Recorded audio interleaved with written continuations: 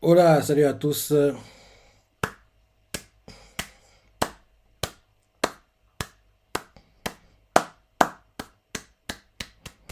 Eh oui, très bon chapitre cette semaine, et enfin la semaine dernière, mais ils sont cette semaine. Très bon chapitre de Kingdom, et franchement, oui, la mort de Kanki, j'en suis tout pas remis, quoi. 2 semaines se sont écoulées, mais ah, ça a été cruel quand même. Il nous a fait croire, il nous a donné espoir, quoi. Kanki va s'en sortir, Kanki va tuer beaucoup.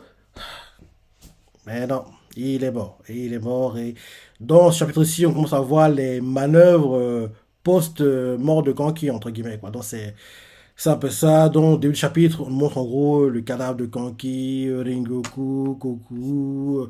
On voit tous les cadavres, quoi, des gars sûrs de Kanki avec qui il se battait, quoi. Dans en gros, Zeno, quoi.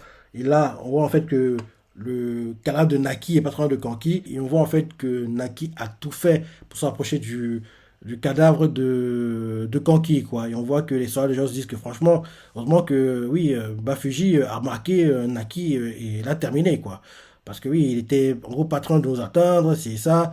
Donc, en gros, ils sont tous morts. Et derrière, on nous montre en gros officiellement quoi, le corps de Kanki transpercé de partout par les lances. Et on voit Riboku qui commence à faire un speech et il fait comprendre à ces gars que oui, franchement, en gros, il a imaginé il y a 6 mois quoi, une stratégie pour pouvoir battre Kanki, quoi. En gros, il a appliqué à la lettre. Ils ont suivi ça en gros de façon détaillée, c'est ça.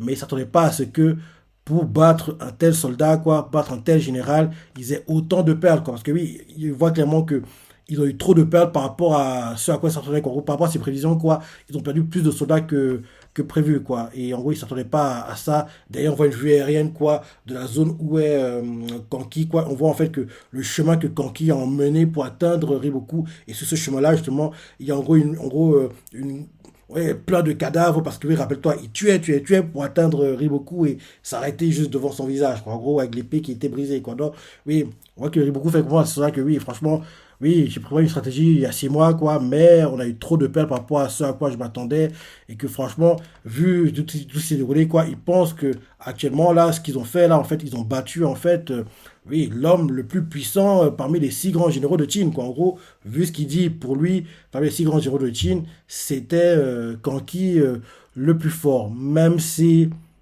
pour moi, non. Pour moi, non. Pour moi, le plus fort de tous, même si il m'énerve par sa façon d'opérer, quoi, c'est Hossein. Pour moi, parmi les 6 grands généraux de Chine, c'est Hossein, quoi. C'est Hossein le meilleur. Même si j'aime pas son côté trop cérébral, quoi. Parce que, oui, le gars, il aura toutes les probabilités, quoi. Parce que, par exemple, s'il voit que pour battre l'adversaire, genre, en gros, t'as seulement 60% de chance de le battre, il va pas y aller, vas-y. C'est trop bas. Pour lui, pour en gros, entre guillemets, se lancer dans une bataille, faut que ce soit à entre 90 et 99, quoi. Il veut trop, entre guillemets, assurer les choses, quoi. Alors que Chine, s'il se dit que oui, quoi, 100% de chance que je gagne, il va y aller, quoi. Et forcer, entre guillemets, sa chance, quoi. C'est pour ça que oui, il m'énerve, quoi. Il m'énerve Hossein, quoi. Hossein m'énerve, quoi. Donc, pour moi, de tous les 6 grands généraux, quoi, c'est lui le plus fort, mais en même temps, il aime pas, en gros, prendre des risques inconsidérés, quoi. Alors que Chine, il les prendrait, et justement, il forcerait que la chance se tourne, quoi. Donc, Hossein, c'est un gars qui est trop cérébral, quoi, dans son approche des choses, et il veut pas prendre des risques inconsidérés, alors que par moment, faudrait le faire pour, en gros, forcer les choses, quoi. Et pour moi, c'est pour ça que c'est Hossein qui est le meilleur, quoi. Parce que oui, très bon combattant, on le sait tous, quoi. Et bien sûr, son côté cérébral dans sa approche des choses aussi, quoi.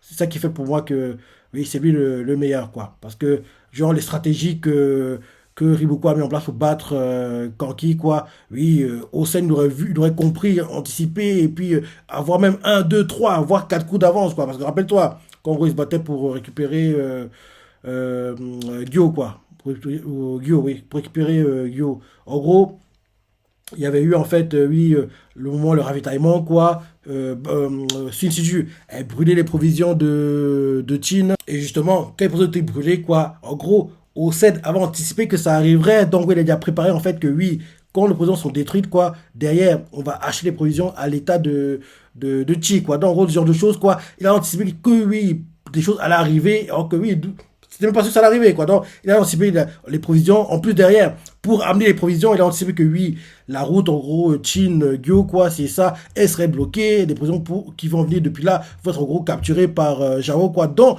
ils vont passer par la mer, c'est ça, pour, en gros, contrer et, en gros, surprendre les soldats de Jao et derrière récupérer de nouvelles provisions, quoi. Donc, je veux dire, c'est pour ça que pour moi, Osen, c'est sur le papier le meilleur, en gros, de tous les généraux de Chine, quoi. En gros, parmi les 6 grands généraux, pour moi, c'est lui le meilleur. En deux, je dirais, oui, oui, la Soajan, c'est pas le bon déjà. Le Tanois, c'est ce que je mettrais en deux, je pense. En gros, je dirais Osen en un, le Tanois en 2, en 3, je mettrais To, mon gars. To. En gros, l'ancien bras droit de Oki. Donc, en gros, oui. En 3 je mettrais To. Et en 4 je mettrais Mobu. Ouais. Je dirais que le moins fort de tous, parce que oui, malheureusement, quand il est mort maintenant, le moins fort de tous, je dirais que c'est Mobu. En gros, oui. En un Osen. En 2 Yotanwa. En 3 To. Et en 4 Mobu, quoi. Je dirais que c'est ça. Je dirais que c'est ça. Pour moi, en gros, l'ordre actuel pour les 6 grands généraux, même si en fait à la base j'en avais seulement 5 et maintenant il y en a seulement 4. Donc, oui, donc je dirais que c'est ça l'ordre en fait du classement, quoi. Donc oui, j'ai beaucoup fait comprendre à ce que oui, en fait là actuellement, on s'est battu contre en gros le plus fort parmi les 6 grands généraux de Chine, quoi. On voit qu'ils sont tous sur état de choc, quoi, sérieux, donc c'est le plus fort.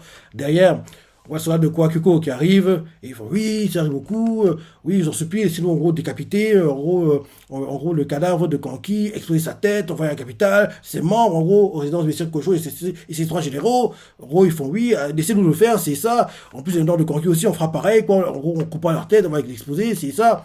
Et là, on voit Futel, ils sont là, en gros, gars approché de Riboku, ils disent, ah, ils abusent ces gars-là, quoi. En gros, ils sont pas fans de l'idée, quoi.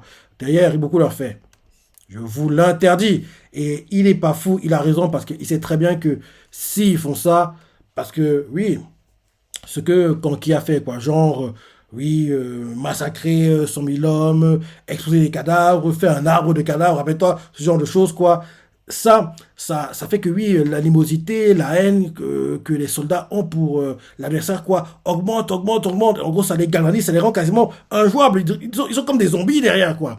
Parce que je me dis, si les soldats de Jao font ça pour Kanki, les soldats de Chin, le clan Saki en premier, quoi, ils seront comme possédés, quoi. Et je me dis même que le clan Saki, si en gros cette chose est faite, derrière, même si ils sont en train d'intégrer, c'est pas encore officiel, mais ils sont en train d'intégrer actuellement les Shintai, quoi, ben ils vont pas tout écouter Chine, hein, genre, parce que Chine va pas accepter qu'ils soient des tortionnaires, quoi, mais ils vont continuer à le faire, peut-être même en cachette, c'est ça, et je veux dire que ça a galvanisé les soldats de Chine de voir que oui, quoi, ils ont mis l'un de nos 6 grands généraux comme ça, avec son cadavre, sa tête, c'est ça, ils sont comme possédés, comme des zombies, quasiment injouables, en gros, leur niveau de détermination, quoi, sera quasiment du même niveau que ceux des soldats de Jao, quand en gros, ils veulent se venger de Kanki, quoi, parce que là, actuellement, vu que Kanki a été tué, logiquement, la haine que les soldats de Jao ont pour Tin, elle sera tout là, ce qui est normal, mais elle sera pas au niveau où elle était, quoi, parce que oui, ils étaient en sur-régime, quoi, parce que oui, ils voulaient absolument finir Kanki. Maintenant qu'il est mort, entre guillemets, leur haine va diminuer et elle sera à un niveau, on va dire, entre guillemets, normal, quoi. Donc,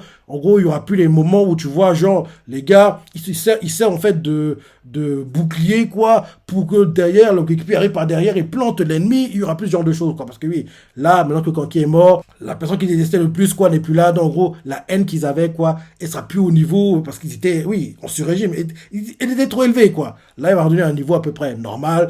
Donc, en gros, oui, ils seront ennemis, ils vont se battre, c'est ça. Mais oui, les combats seront entre guillemets normaux, quoi, parce que oui, ils étaient comme des zombies, quoi, les types, quoi. Ils avançaient malgré les blessures, on dirait que oui, ils étaient pas humains, les types, quoi. Là, les combats vont être à peu près normaux, parce que oui, maintenant que Kanki est mort, la haine que les soldats de Jao avaient pour Chin, quoi, sera toujours là, mais plus au niveau où elle était, quoi.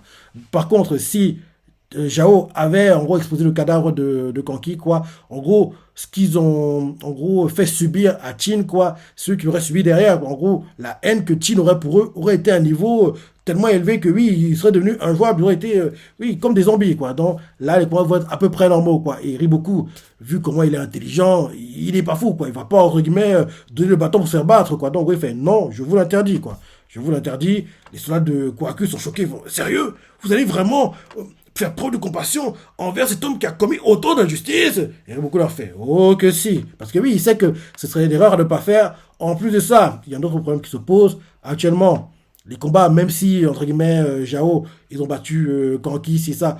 Il y a d'autres adversaires à battre, hein. Il y a Chine et puis Moten qui sont en train de fuir, quoi. Et justement, il leur rappelle ça que les gars, c'est pas le moment de commencer à en gros exposer les cadavres, quoi. N'oubliez pas que actuellement, Lee Shintai, Nagaka sont en train de fuir en gros Jao, quoi. Donc en gros, faut qu'en gros on les rattrape, on les tue parce que oui, faut penser aux futurs combats qu'on va avoir, quoi. Et eux, ils seraient très dangereux pour nous de les laisser en vie pour les futures batailles, quoi. Donc en gros, faut qu'on les rattrape et qu'on les tue, quoi. En gros, c'est ce qui fait comprendre ces soldats qui, en gros, pensaient en gros actuellement que oui, ce serait bien que on expose des cadavres, c'est ça, quoi. Et là, on voit qu'il est fatigué, sa main qui tremble, il perd même l'équilibre de son cheval, quoi. On voit clairement que oui, il rit beaucoup, il atteint sa limite parce que oui, trop de combats, trop de blessures, il perd trop de sang, quoi. Donc c'est, oui, il faut qu'il se repose, quoi. Après ça, on nous montre justement la Gakuka en train de fuir.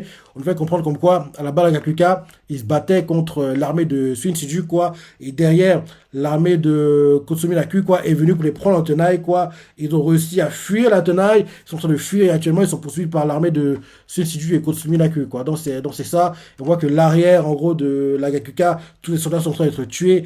Et en gros, comme en gros, ils perdaient trop d'hommes, l'un des gars de la Gakuka, quoi, on va dire un général important, quoi, il s'appelle Kae, quoi, son unité et lui, quoi, ont servi de leur, en gros, se séparer de l'armée principale, quoi, pour en gros se séparer un maximum, pour en gros diminuer, en gros, les poursuivants de la Gakuka, quoi. Donc, en gros, c'est ce qui est fait. Moten, au départ, il veut pas, mais il n'a pas le choix, quoi, il accepte, en fait, que Kae, en gros, se sépare de l'armée principale, quoi. Et derrière, on voit qu'un messager arrive et apprend à Moten que oui, les gars à l'arrière sont en train d'être tués. Et en gros, on voit que Moten, il trouve ça bizarre que oui, comment nos gars à l'arrière sont tués aussi facilement, quoi. Et en gros, derrière, quand en gros, il peut rien y faire, il est frustré, énervé. On voit qu'il y a Aizen qui arrive, essaie de le calmer, il fait oui, calmez-vous. Et Moten fait, je sais, mais c'est frustrant en gros de perdre autant de soldats comme ça, quoi. Parce que oui, ils sont attaqués dans le dos, bah, il peut pas vraiment se défendre parce qu'ils sont en train de fuir. Donc en gros, ça énerve Moten. Comme en gros, Aizen voit que oui, Moten est très énervé et très dérangé par rapport à ça.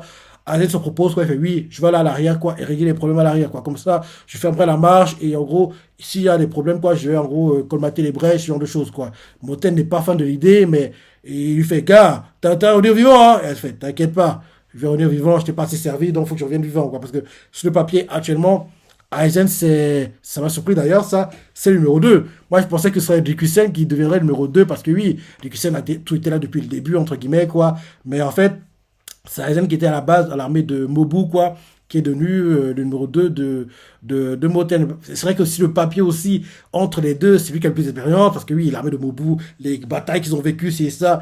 Aizen a vécu tout ça, entre guillemets, quoi, même s'il n'était pas, entre guillemets, d'un rôle important, mais il les a vécu, il était parmi les combattants, quoi. Mais dans ce cas que je pensais qu'à la base, ce serait en fait Rikusen, parce que oui, par l'ancienneté, dans la Gakuka, ce genre de choses, quoi, il prendrait la place numéro 2, mais en fait, non, c'est Aizen qui a pris la place numéro 2 dès qu'il a intégré, en gros, la Gakuka, quoi. Donc, Aizen, il dit qu'il va à l'arrière, colmater les brèches, et régler le problème, en fait, des soldats de Jao qui les poursuivent, quoi. Donc, c'est ça. Après ça, on change de point de vue, le Shintai, quoi. Il fait nuit, ils arrivent vers une sorte de rivière, quoi. Et on voit qu'ils font boire les chevaux, ils se reposent comme ils peuvent, quoi. Les blessures des blessés, quoi, sont bandées, c'est ça. On voit même qu'il y a Ten qui va demander l'aide du clan Saki, quoi, parce que oui, ils ont des connaissances en médecine, quoi, pour en gros aider les blessés. On voit qu'en gros, il y a le cadavre de Sho, quoi, qui a raconté, rappelle-toi, l'histoire de Kanki il y a un et deux chapitres maintenant. Et en gros, on voit son cadavre, on montre Iyo, on voit qu'en gros, les autres gars, Rin, quoi, les gars du clan Saki, quoi, autour du cadavre, ils sont inquiets, tristes, ils savent tous que oui, Kanki est mort, quoi. Et là, oh oui, Thème va demander de l'aide pour les blessés, quoi, ils acceptent d'aider, quoi. Derrière, on le montre Billet en train de boire, en gros, se désaltérer, entre guillemets. Et derrière, il veut commencer à partir. Quand ils veulent partir, on voit qu'il y a des gars qui étaient à l'arrière, quoi. En gros, le groupe qui était qui était censé être avec Kyokai et Kyorei, quoi. Ils arrivent, et on voit Ko qui les voit, il fait, mais les gars, ils sont où les autres? Vous étiez seuls à être survivants? Et en gros, il se dit que oui, ils ont dit de partir, quoi. On sait pas ce qui leur est arrivé. Franchement, on est désolé, c'est ça. Et en gros, Ko, quand il entend ça, il pense à sa future copine, Kyorei, quoi. Parce que oui, il lui a fait, oui, t'as revenir vivante, quoi. Il a fait, t'inquiète pas, je reviendrai, quoi. Donc, en gros, on voit que Ko s'énerve parce qu'il a peur que Kyorei ait été tué, quoi. Il commence à péter les plombs. Et là, derrière, on voit les gars de Ishida, oui, les gars, faut qu'on y aille, quoi, faut qu'on y aille. Shinari fait, mais les gars, qu'est-ce qui se passe? Et là, en gros, on lui explique que oui, actuellement, Kyokai et les autres sont pas encore là. Shinaki fait, les gars, allez-y, je vais rester en gros avec Ko et puis certains fantassins, quoi. Donc, en gros, il dit à bien aux autres de partir, quoi. Shin attend. On voit que oui, Ten veut que Shin aille devant, quoi. En gros, montre la voie, mais en gros, Shin fait non, je reste en retrait, quoi. Donc, c'est ça, on voit Shin qui attend, on voit Kanto qui apprend que oui, apparemment, Kyokai et les autres ont été tués. On voit qu'il est frustré d'entendre ça, Sosui aussi, quoi. Il fait oui, je veux pas y croire. On voit qu'il est énervé, quoi. Et là, derrière, on montre Shin qui attend, il pense à Naki, il pense à Kanki, il continue d'attendre, quoi, il espère que oui, Kyokai est vivante, quoi. Il continue d'attendre, quoi, il fait oui, ne meurs pas, ne te fiche pas de moi, c'est ça, tu dois revenir, c'est ça, même si t'es toute seule, tu dois revenir. Et là, à un moment, il aperçoit, en fait, des ombres à distance, quoi, et en fait, on voit que oui, heureusement, on voit Kyokai, Kyorei, qui viennent d'arriver, quoi, ils ont perdu leurs chevaux, quoi, et là, on voit qu'ils sont en train de marcher, quoi, fatigués. On voit Kyokai qui regarde Shin en souriant, Shin qui se serre les dents, il est énervé parce que oui, il était inquiet, il avait peur que l'amour de sa vie ait été tué, quoi. Donc il était inquiet pour elle, quoi. Et on voit aussi Ko qui est heureux de voir Rei, quoi. Donc c'est ça le cliff du chapitre. Donc oui, là, en gros, celui-ci, on a vu en fait les prochaines manœuvres de Jao qui ont été mises en avant, quoi. En gros, la préparation de l'attaque de Moten et puis de Shin. Et Moten a même déjà été attaqué, quoi. Donc oui, j'ai hâte de voir derrière ceux qui vont atteindre Shin. Et j'espère vraiment que parmi les personnes qui vont atteindre Shin, il y aura en fait Bafuji. Parce que j'ai dit par le fois, j'adorais qu'il y ait un combat à Shin-Bananji, quoi. Et pour connaître ce combat, il faut qu'en gros, il y ait un élément qui, en gros, fasse le lien entre les deux, quoi. Actuellement, il n'y a aucune raison pour que les deux se battent vraiment à un combat à la vie à la mort, quoi. Et je dis que la mort de Bafuji faciliterait le combat. Et en gros, j'aimerais que là, pendant la fuite de Shin, en gros, que Bafuji soit tué par Shin en fuyant, quoi. Il faudrait qu'il y ait ça et que parmi les deux, en gros, que ce soit Bafuji et puis Futei qui, en gros, atteignent les Shintai, quoi. Et en gros, pendant les combats, genre Shin contre Bafuji et Futei contre qui? Contre, je sais pas. Kyoka, elle est blessée gravement actuellement, donc elle ne pourrait pas trop. Enfin, elle est fatiguée, donc elle ne pourrait pas. Donc, on va dire Futei et puis euh, la chef du clan Saki, parce que oui, elle est encore en forme. Donc, en gros, elle, quoi, parce qu'on l'a jamais vu vraiment se battre aussi, donc ce serait intéressant de voir, en gros, la chef du clan Saki avoir des one-one. C'est un moyen de l'intégrer, entre guillemets, officiellement, en tant que membre de l'Ishintai, quoi. Donc, en gros, on va dire Io contre Futei, et Shin contre Bafuji, et Io Futei, ça fait un mano à mano équilibré, personne ne prend le dessus, et Shin contre, en gros, Bafuji, quoi. Shin tue plutôt facilement Bafuji. D'ailleurs, ça m'a même choqué d'ailleurs Futei de voir que oui, Shin a, oui, a pris le dessus sur Bafuji de façon assez facile, quoi. Un peu trop facilement, quoi. Et derrière, en gros, Futei, quand en gros, Bafuji est tué, il dit aux soldats, repliez-vous. Il fuit. Et en gros, c'est lui qui va raconter l'histoire. En gros, la mort de Bafuji à Riboku, et bien sûr, et surtout, à Balanji, quoi. Donc, en gros, Balanji derrière apprend quoi? Donc, Shintai a tué mon fils. Énervé, il casse tout, il pleure, c'est ça. Et il fait, oui, tu vas me le payer cher, Shintai. En gros, prépare sa vengeance. Et derrière, quand les combats vont reprendre, quoi, en gros, Balanji, en gros, il est focus sur Shin. Et derrière, le one-one, entre guillemets, forcé, quoi, par Balanji qui s'arrange à trouver Shin, quoi. Et là, on aura un combat de titans. Parce que Balanji, Shin ne peut pas le one-shot. Il peut pas, il est trop bon, quoi. Donc, ce sera un combat de dingue, quoi. Ce sera un combat de dingue. Donc, oui, j'aimerais en fait que ce soit ça. J'aimerais que ce soit ça. Donc, pour qu'on ait ce combat qui soit facilité, il faut que Bafuji soit tué par Shin pendant la fuite. Et j'aimerais en fait que ce soit Bafuji qui poursuive Shin et puis les Shintai, quoi. Faut que ce soit ça. Faut que ce soit ça. Donc, oui, très bon chapitre, comme d'hab, hein, très bon chapitre. Comme je dis toujours, il y a deux mangas. Je dis bien, deux mangas pour lesquels je ne suis jamais. Mais alors, jamais déçu.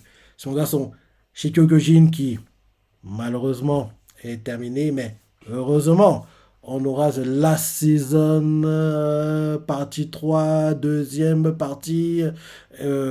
Oui, pendant le cours automne, quoi, entre octobre et décembre, mais je dirais plutôt, si je vais parier quel mois, ce serait novembre pour moi. En gros, entre octobre et décembre, mais je dirais novembre. Donc, en gros, on va dire en novembre, quoi. Et bien sûr, Kingdom. Kingdom qui, en gros, aura un film live cet été, fin juillet. Et espère que le film live boostera les ventes du manga, bien sûr, aura sa saison 5 tant attendue. Seulement, malheureusement pour nous, l'année prochaine, pendant le court hiver 2024, janvier 2024, on doit encore attendre, on doit encore attendre.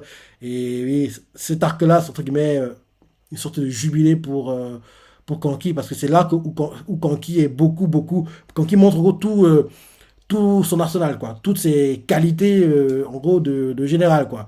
Donc, en gros, ce sera une sorte de jubilé pour Kanki, l'arc Kokuyo, quoi. Et oui, j'ai hâte de voir ça quand, en gros, ça va arriver. Et ce sera, j'espère qu'il y aura le moins de censure possible, hein.